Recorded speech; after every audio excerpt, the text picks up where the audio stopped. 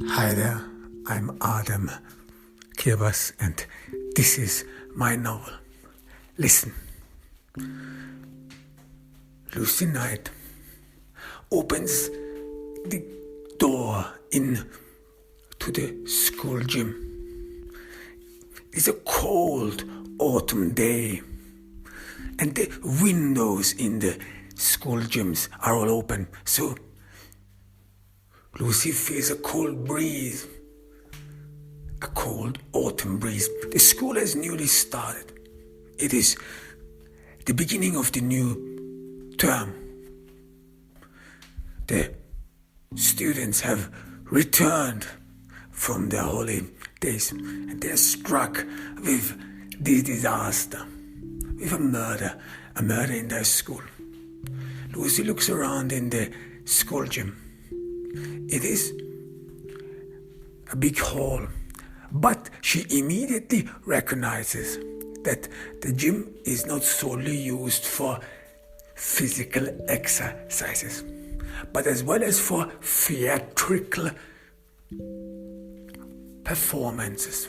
Therefore, there is a stage in the gym. The stage is on the left side. She walks in to the gym slowly, tries to measure up every part of it.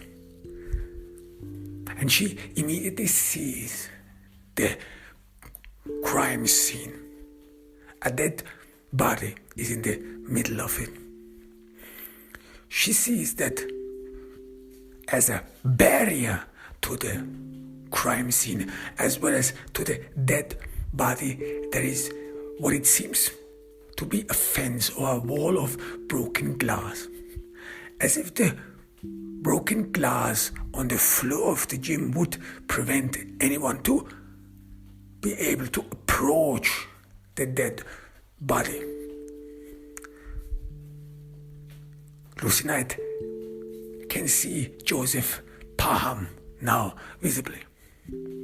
She sees that Joseph Parham, the music teacher, has no visible marks. He was not tortured, neither in his face nor in his whole body. She only sees that the two screws were turned from his hand through his upper leg on to the chair, on to a piano chair, to fix himself there, to bolt himself there. There are no traces that the body was moved or something. Lucy looks around. The floor of the gym is clean. He was probably carried here. But with what? She's not sure. And Joseph Parham, the victim, wears clothes suitable for this season, for this time of the year. So he's wearing a jeans, a pullover, and a thin jacket, as well as shoes. The killer did not remove, apparently, any one of his clothes. He's shaved. Joseph Parham, the victim, is shaved. But besides of that, it appears that the killer did not change anything in the appearance of the victim.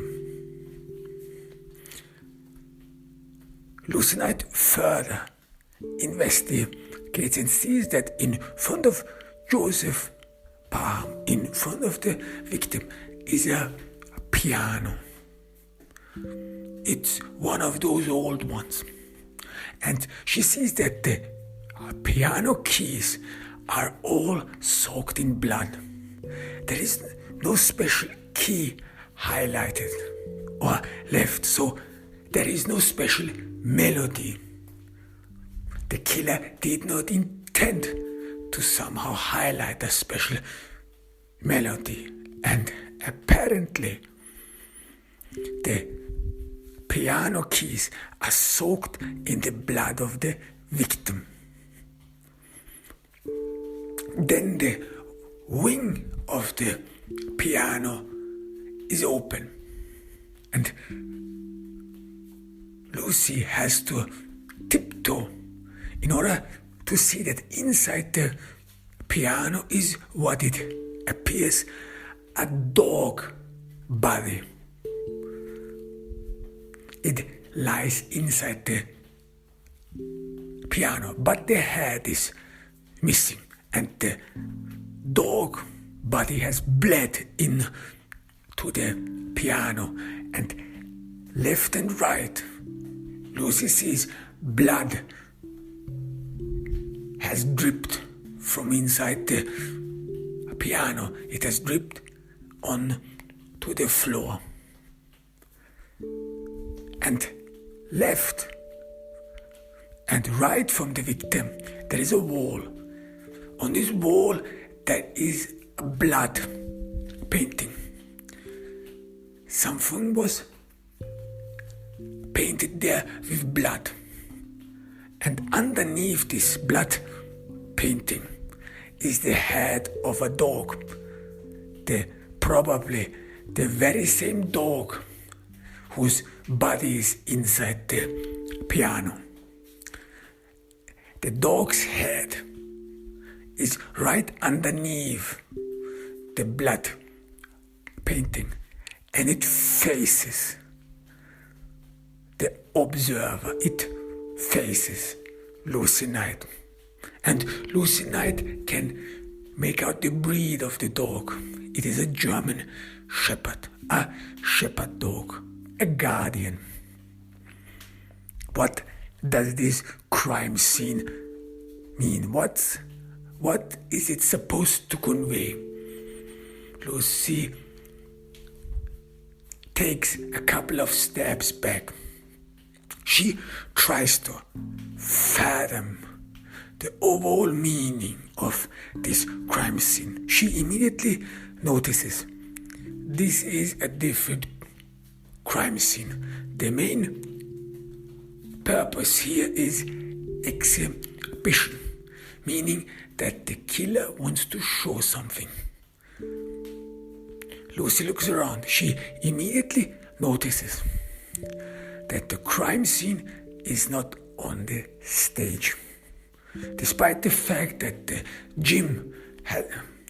school gym has a stage where theatrical performances are being held.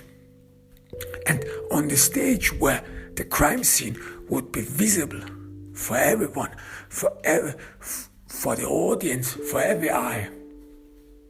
Yet the crime scene here is not on the stage. It is right in front of the stage. This is in some operas the place of the orchestra.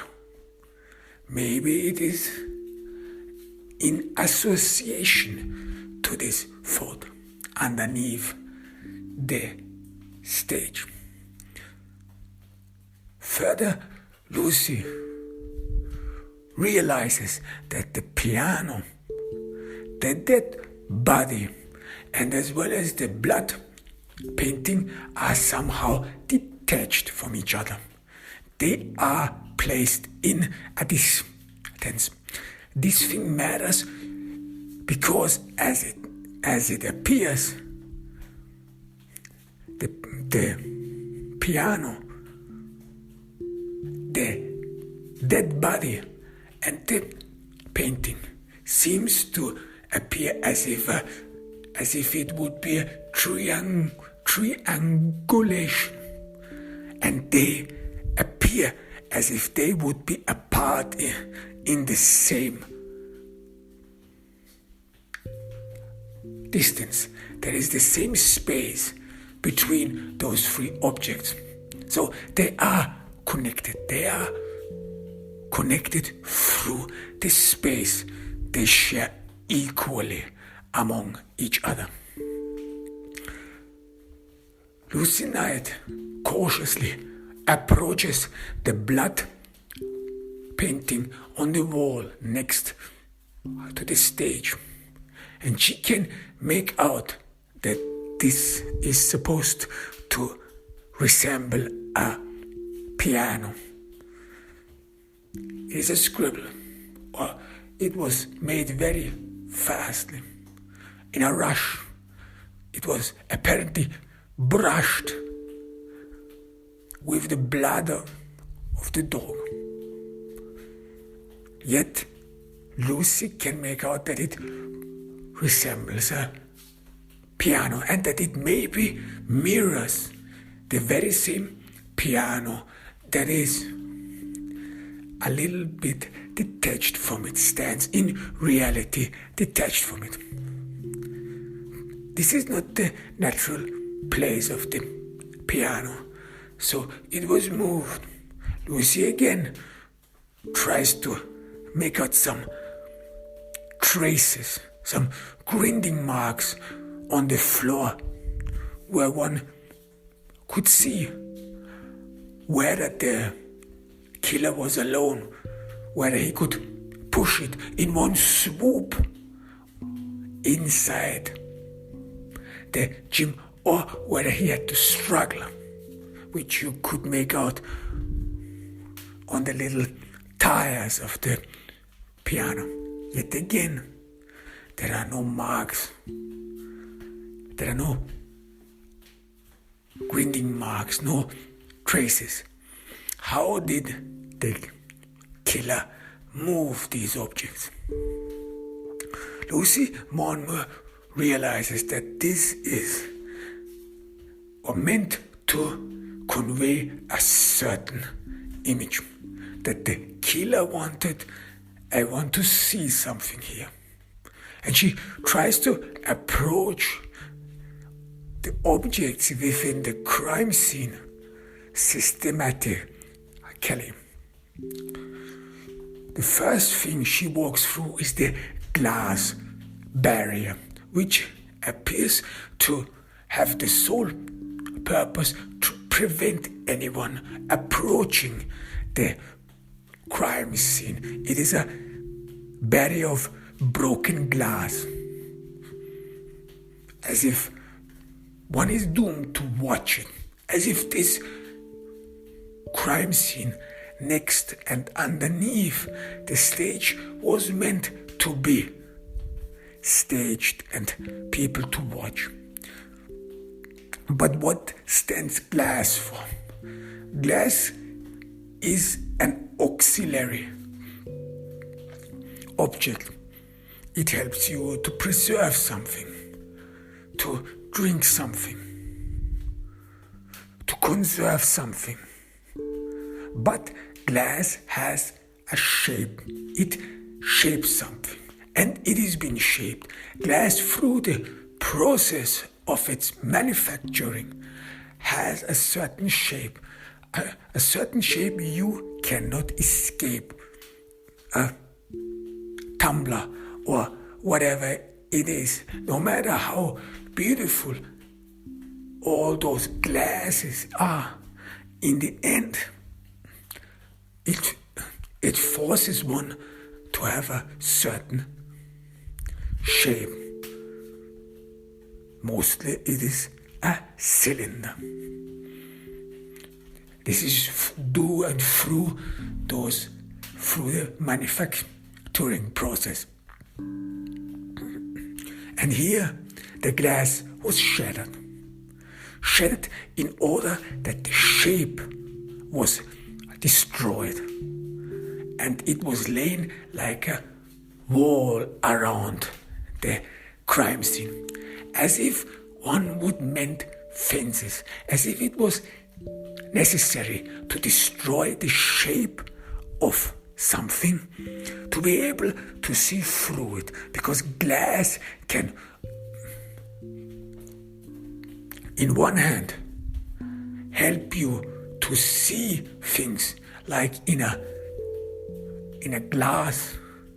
If someone wears glasses, and these glasses help someone to see something, to make able and to discern something, like an amplifier glass can help you to improve your sight.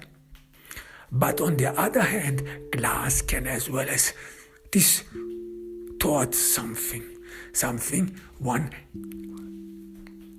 is not able to see in reality, like in a zoo with dangerous animals. You watch them behind the glass. You see them and stare at them from outside their natural habitat. You're not part of their natural habitat. Glass, therefore, if you watch a dangerous snake in a zoo or wherever, is and can be a protection for you, but as well as it separates you from the animal inside, so that you do not see it and cannot recognize it and cannot see and perceive the life this animal lives in their natural habitat. So you are detached from it.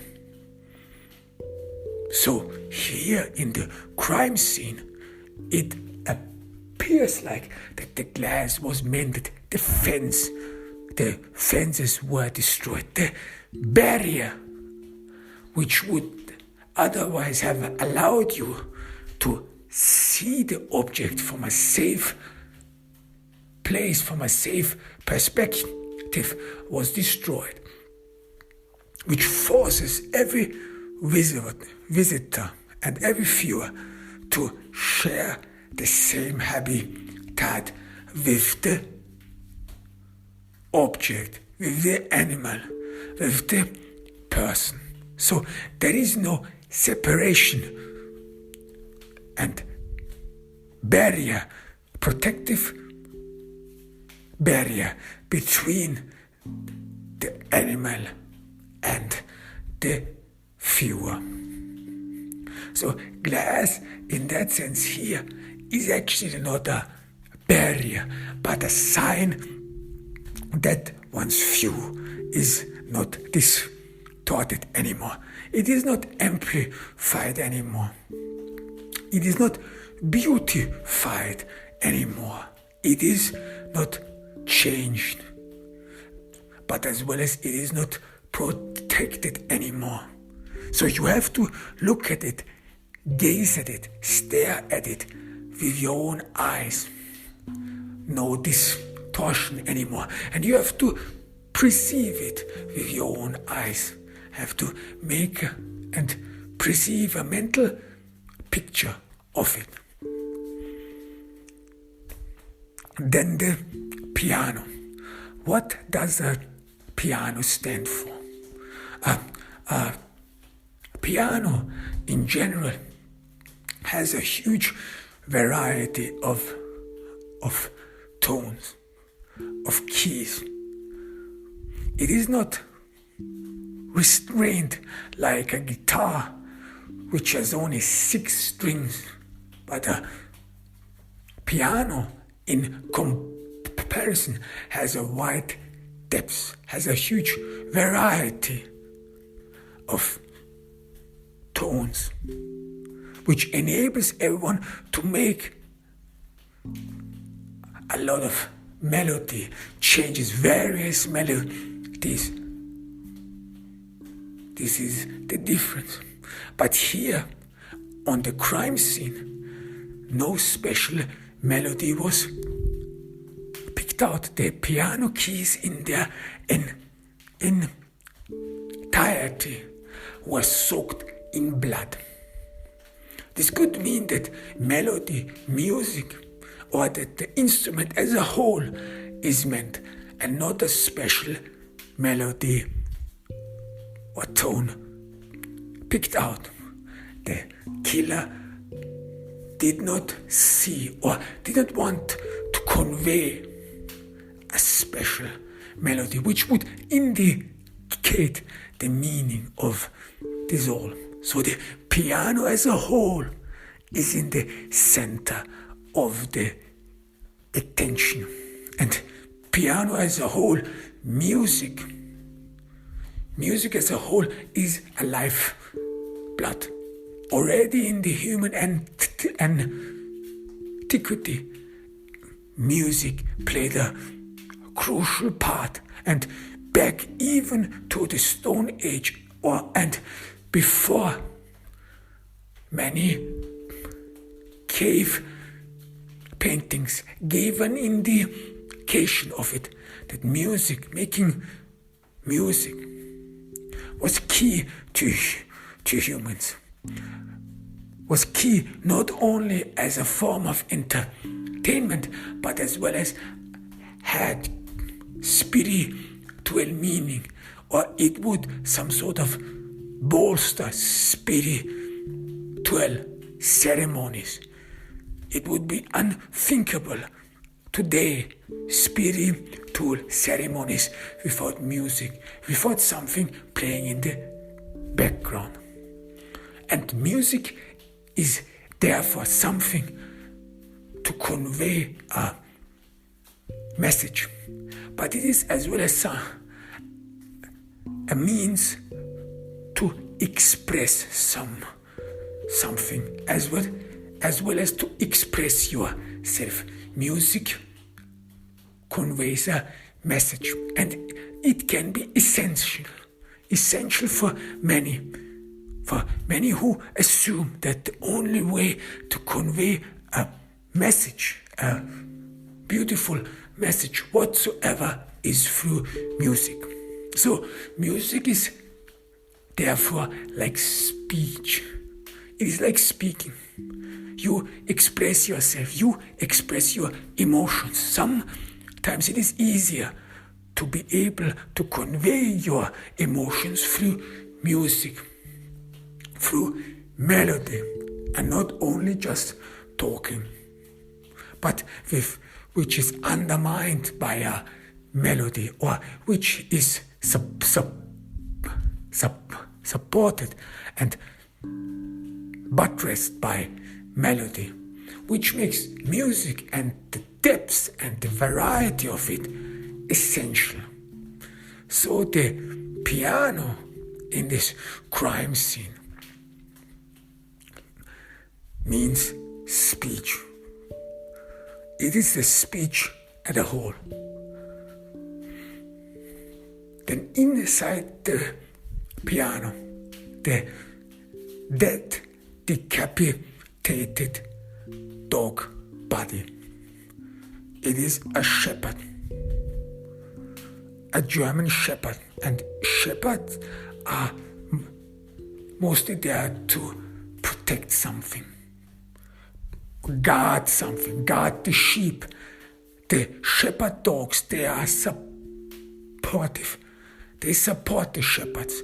They support the shepherds to keep the sheep in order, to protect them from wolves or from other dangerous animals.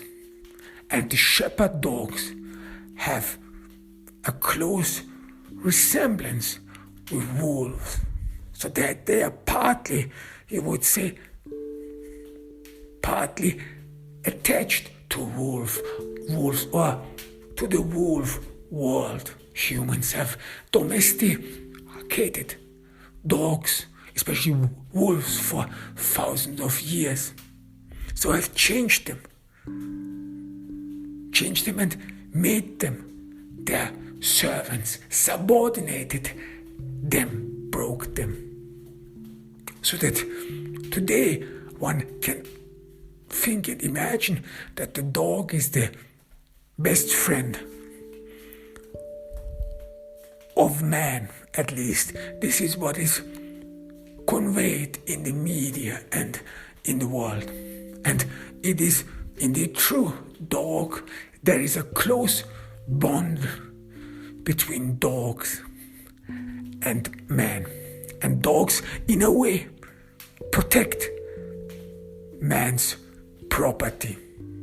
They guard them. Every robbery, every break-in whatsoever has to be aware of a dog. A dog can alarm anyone, alarm the owner of a property. A dog therefore guards a property. It is something you can sleep well with after midnight. But here the dog is separated in two parts.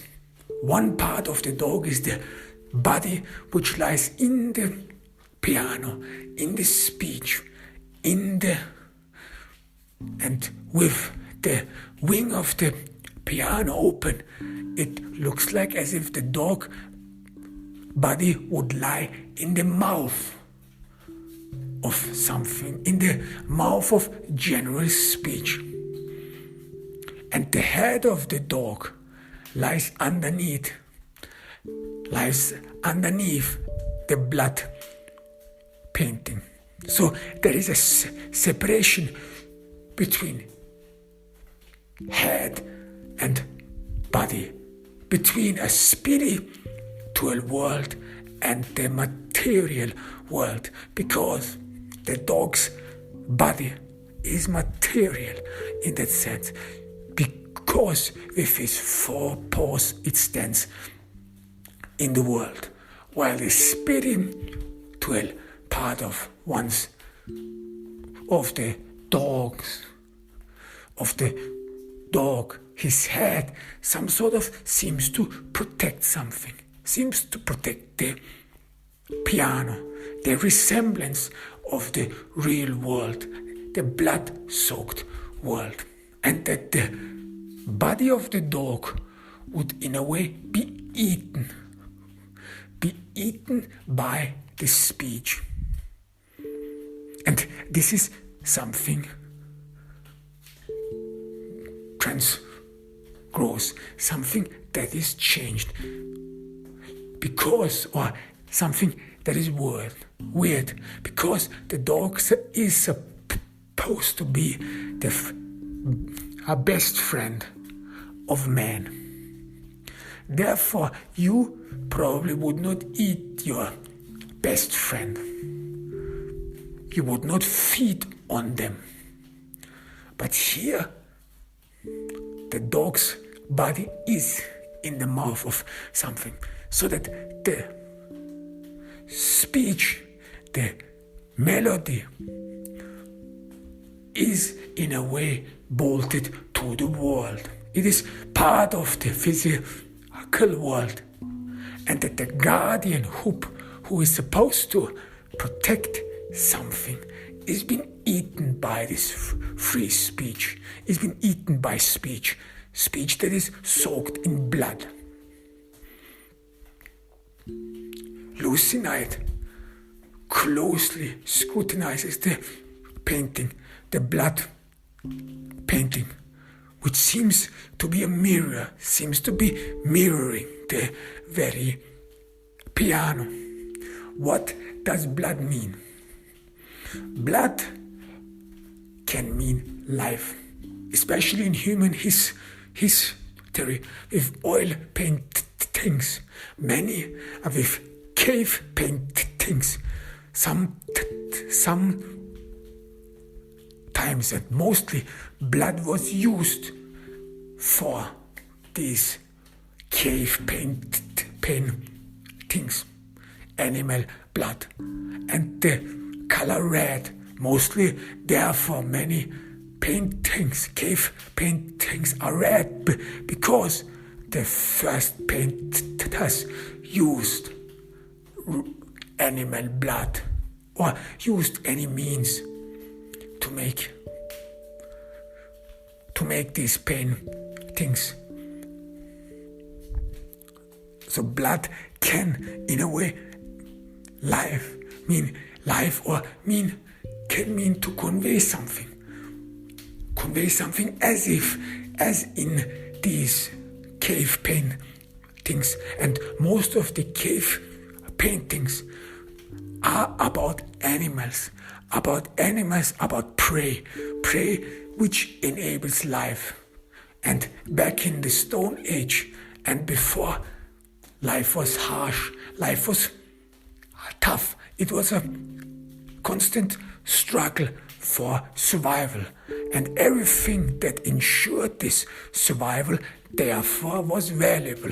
Therefore, prey like mammoths or whatever, prey that could help you to maintain your life and to sustain your life was precious. Therefore, it was painted on the caves. Therefore, animals to this very day have a special role in human thinking, in human mythology, special way, because they were and they are to this very day necessary for human survival.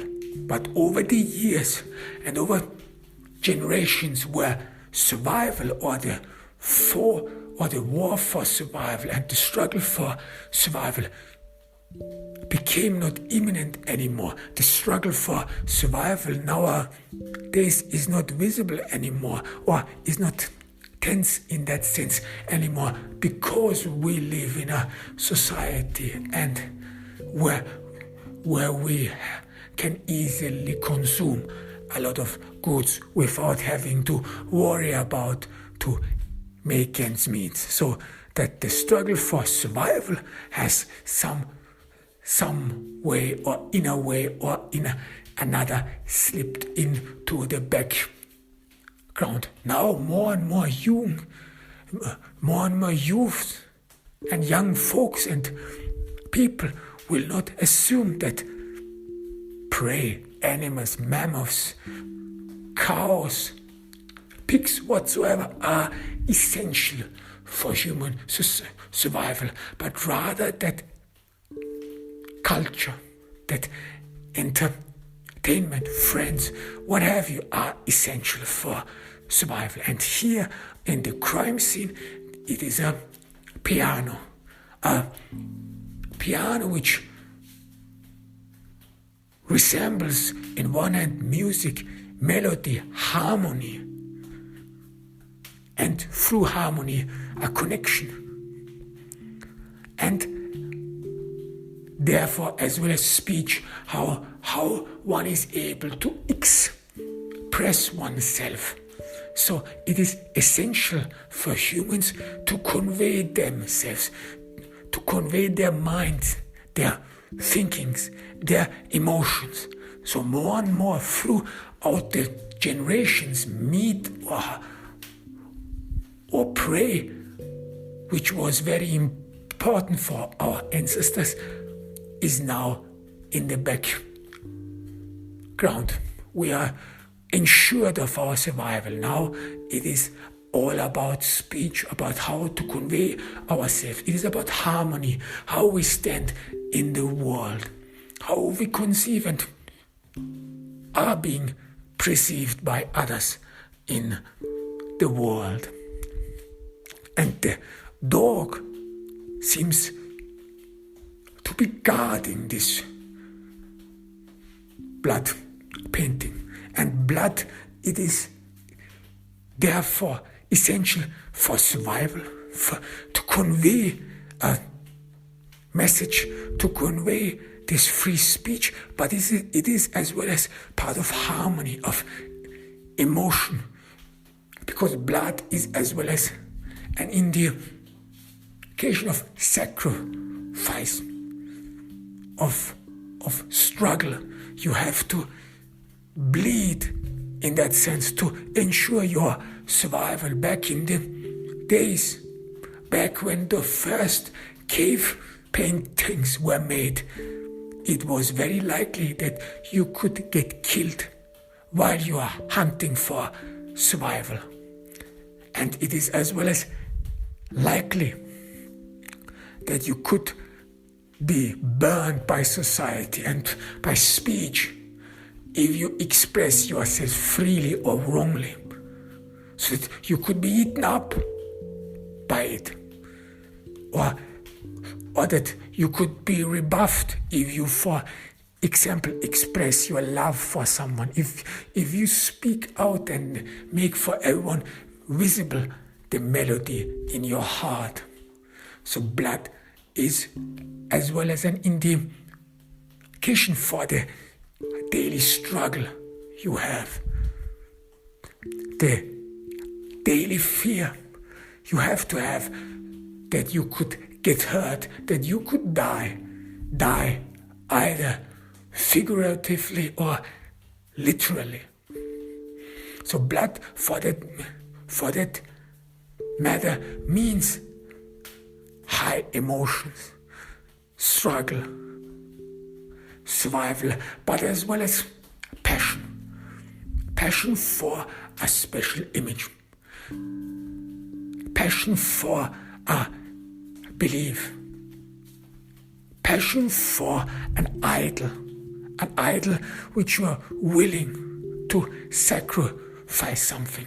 For example, there are many religions which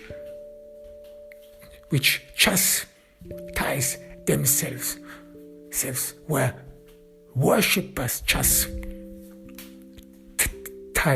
themselves in order to prove their worthiness, or in order to emulate one of their religious founders, and so on. So blood is therefore, can be considered therefore a bond between the image and ideal and the worshipper, the one who believes in this.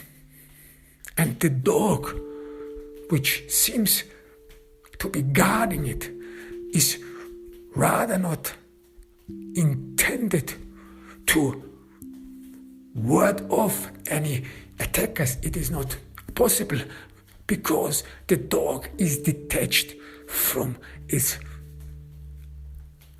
body.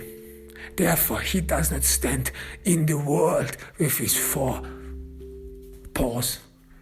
Rather, the dog is spiritual. And if a dog or if a guardian protects something, it is not only to ward off probable attackers, no, it is as well as to indicate something important that needs to be protected, and therefore it is valuable. So the guardian, the dog head, the spiritual protection of something means that something is here worth protecting. An image, an ideal, a free speech that in the speech melody that indicates that something very valuable is here, and blood, and it is soaked in blood because it is passion, because it is part of survival, because it is the only means for humans how to express themselves, like in cave paintings where humans painted on the cave walls that which was essential for their survival. And it looks like it is the same here. And then Lucinite looks at the dead body. As it seems no token was taken, no trophy whatsoever. Normally, many serial killers take trophies, either to some sort of remind themselves over and over again about the murder so that they relive this murder. Serial killers in a way live in a loop where they have to relive all their doings, all their murders they have committed, and they derive pleasure from all these mental loops. And those tokens they take with them, those trophies, they use to help them to remind their deeds.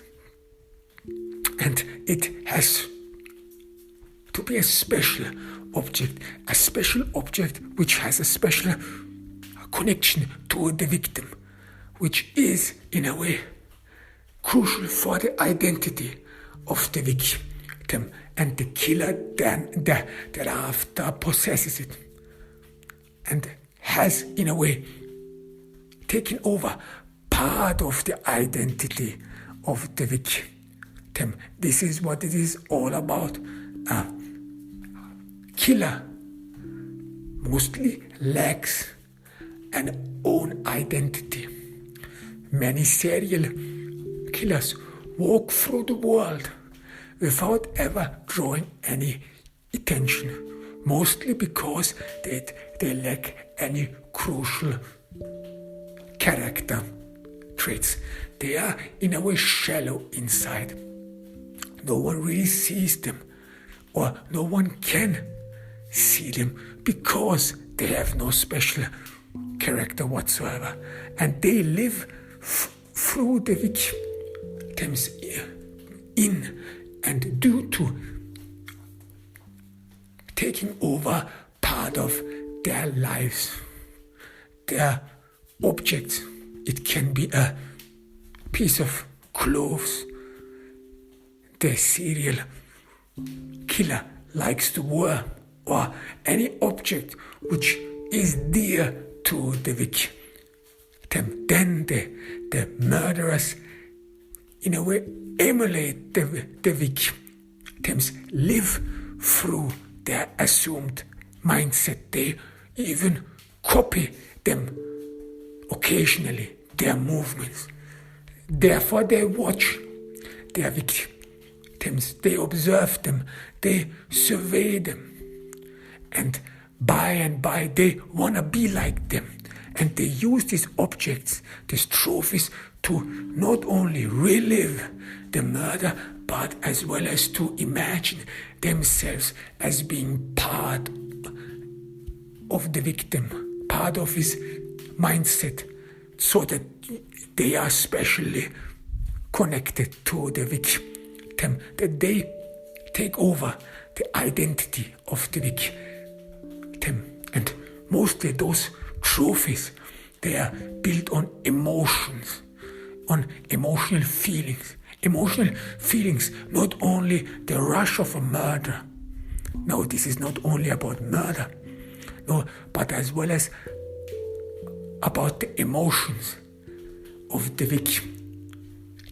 A murderer then uses these trophies to imagine and relive the fear of the victim. And they relive it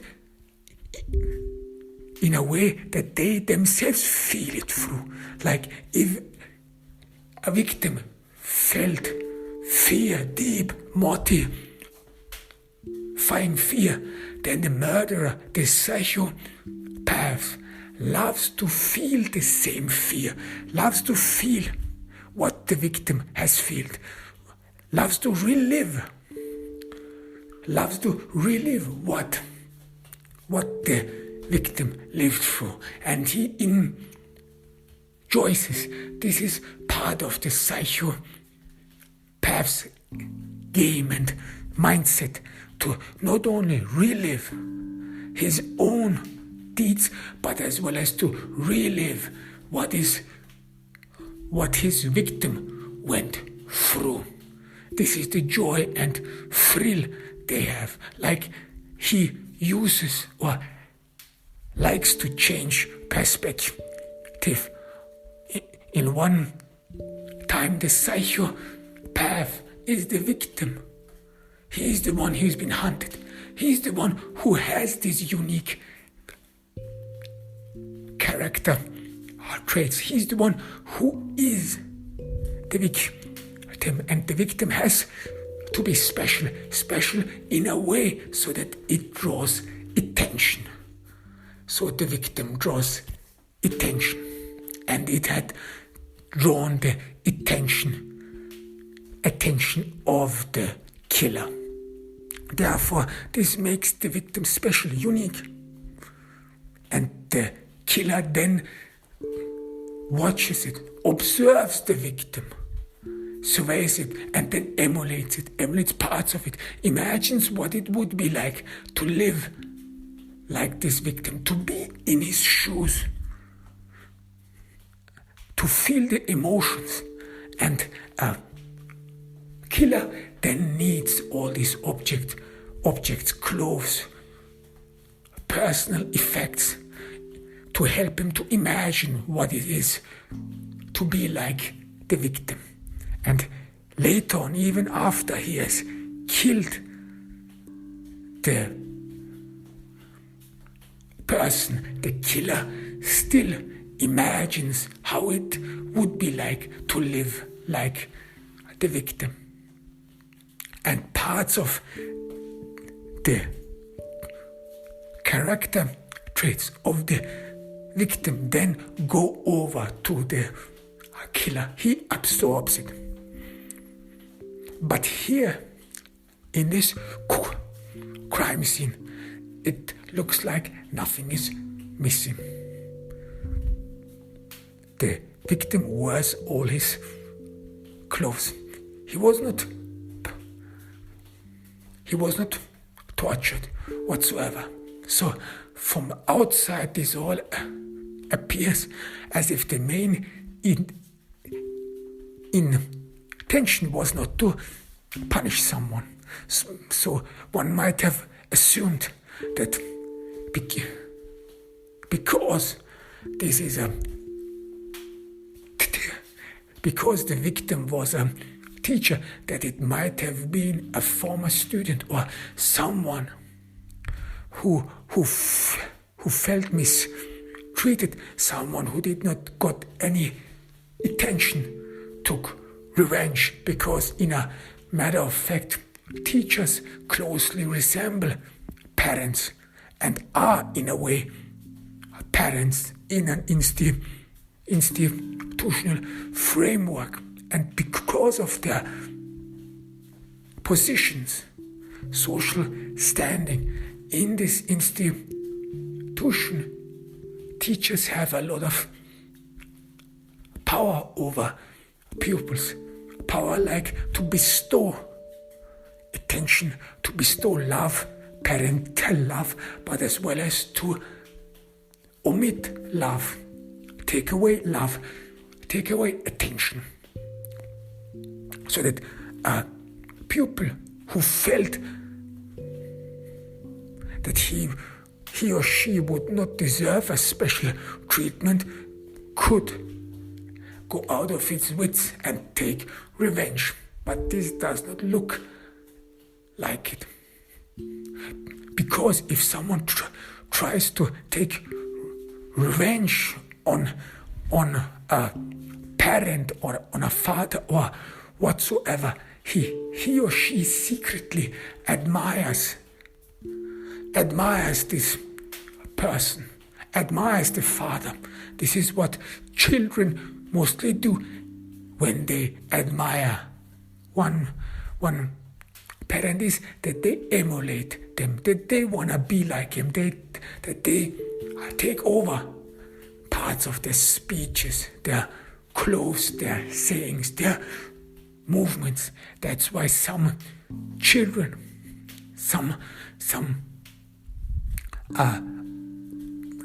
they are perfect copies of their parents, because they take over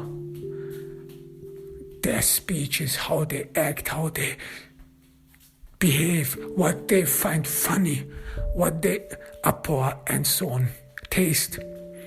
So this has a huge effect, has a huge psychological effect on children. And then if a child does not get love from a figure of authority, then it could lead to the fact that this pupil takes bloody revenge. But this again is not the case here, because if someone would have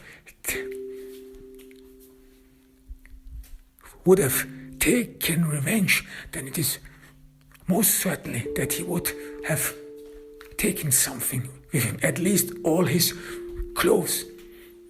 Most certainly this person would have stripped this other person from all his clothes in order to wear them themselves, in order to adorn themselves, and in order to assume the identity of his or her teacher, to be like his or her teacher. This is how far admiration goes. But again, nothing is missing here. And it would have been most likely that this student would have tortured this teacher or this parental figure because of the love he or she did not receive. Here in this crime scene, it looks like that the teacher had no warm, or that the killer had no warm feelings toward the teacher at all. He didn't care. He just wanted to make something visible. Lucy tries to imagine how the killer thought, like what was his mindset. You listen to a stage. You are in to listen or see a theatrical performance. But what is really worth one's attention is not what you see on the stage. It is far from it. People's eyes are bolted on the stage. People do not see what is really going on, what is behind a glass, behind glass of exhibition, something that has been showcased. But because of the glass, you cannot see through it. People do not see through it. And you want to make it visible. Something is wrong here. The melody, the free speech, the speech that comes out of it is something distorted. As if the melody in its entirety would not fit. But you cannot see through it. People cannot see through it because there is a barrier which separates the viewer from the living. Therefore, people cannot see the real person behind the barrier. And you want them to see the real person. You want them to see with their real eyes, to watch what is going on, to listen what is going on. Therefore, you destroy this barrier. You need to destroy this barrier to make it visible for everyone what is going on behind the barrier. And behind the barrier, you make and expose that the material world, with speech, with melody, and the spiritual world with this blood painting, and the person, the identity, that this does not fit, that they are not connected with each other. You want to show the world that this is the real scene, this is the real performance. Something is fishy here. And that people need to heed. Here's something.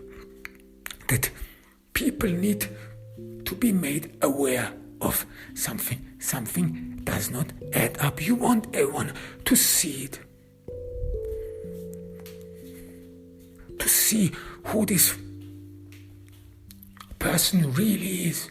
Because through this separation of the material world, of the spiritual world, and of the human, of the person, it is for the first time possible that you can separate all three from each other and see the true face of someone. So you want to reveal something. Lucy more and more realizes that the killer wanted to reveal something, wanted to make them see. And again, these are those three patterns which draws a connection to the first victim. Eyes, which means you do not see properly. There is a barrier in front of the eyes of everyone. Then there is speech, music, melody. You do not hear properly.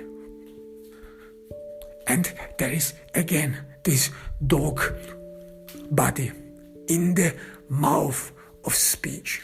So you are tongue tied. You cannot speak properly, or you are not able to express yourself properly. Lucy is thoughtful. What does this mean? And in what connection stands this victim to the first victim? Because Lucy is more and more sure that those two murders, that they are connected, inevitably connected.